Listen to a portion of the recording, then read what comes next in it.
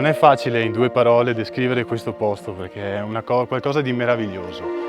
Innanzitutto il giardino come struttura ha più di 100 anni, come struttura, perché era un ex vivaio forestale gestito dal Corpo Forestale per la produzione di piantine forestali, perché dopo la Grande Guerra il grappa purtroppo è stato completamente devastato e quindi il compito di questo vivaio era proprio quello di ripopolare il grappa con queste piantine forestali.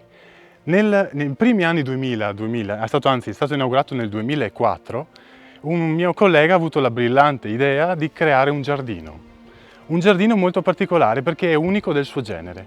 Non è un giardino botanico, è un giardino vegetazionale, cioè noi abbiamo studiato e abbiamo ricreato in ogni ripiano un ambiente che parte da una cima delle nostre prealpi fino ad arrivare alla pianura. Ci sono 16 ambienti diversi, tutti diversi ma tutti uniti.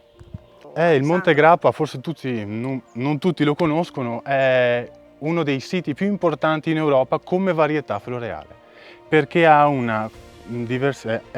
tantissimi ambienti diversi che partono proprio dalla pianura, salgono le prime colline che si possono trovare qui sull'Asolano, fino a salire verso le pendici fino ad arrivare a 2000 metri di quota. Allora, per nostra sfortuna, visto che il grappa contiene una varietà incredibile, noi teniamo qui una piccolissima parte, siamo intorno alle 600, però ogni anno qualcosa aggiungiamo.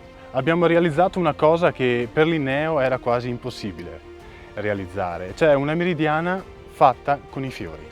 In realtà sono 2 orologi insieme, uno è una meridiana analematica dove è l'uomo che con la sua ombra proiettata dà l'ora, ma Linneo aveva scoperto che i fiori si aprono e si chiudono a seconda di diversi tipi di orari del giorno.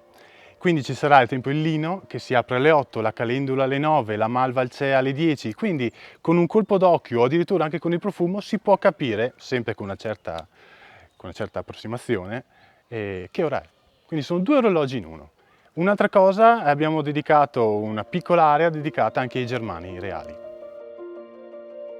Allora, noi siamo un'associazione di sei persone con un bagaglio culturale molto diverso e molto vario e da già un bel po' di anni ci siamo messi insieme per riuscire ad offrire sia a bambini che ad adulti la possibilità di scoprirla questa biodiversità e questo modo di tutelare anche il nostro paesaggio da vari punti di vista.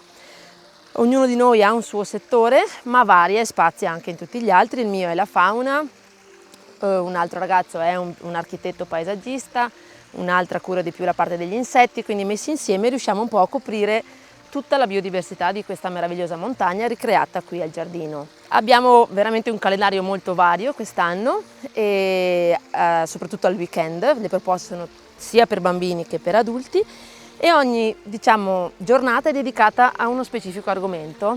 Per esempio, visto che siamo vicino al torrente, la vita negli stagni spiegata alle famiglie, quindi capire chi vive nelle acque ferme, nelle acque veloci, capire come vivono, come possiamo aiutarli anche e rispettarli soprattutto senza toccarli, in un contesto meraviglioso come questo che poi si conclude con la visita generale al giardino.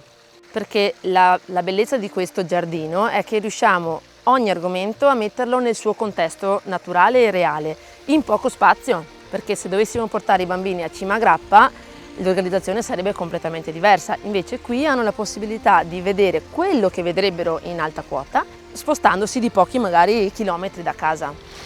E gli adulti? Stessa cosa, gli adulti che Come vanno... reagiscono? Gli adulti ci vuole un pochino di più a coinvolgerli, infatti uno dei nostri obiettivi è proprio quello di coinvolgere gli adulti e anche gli adulti locali che molto spesso non conoscono neanche l'esistenza del giardino, con proposte mirate un po' anche diverse dal normale. Per esempio in queste settimane stiamo portando avanti Tramonti al giardino, che è una rassegna di serate che iniziano al tramonto, cioè l'ora più spettacolare per visitare il giardino e anche più godevole, in cui ogni serata tratta un animale diverso o una categoria di animali diversi e lo facciamo sotto al Grande Tiglio.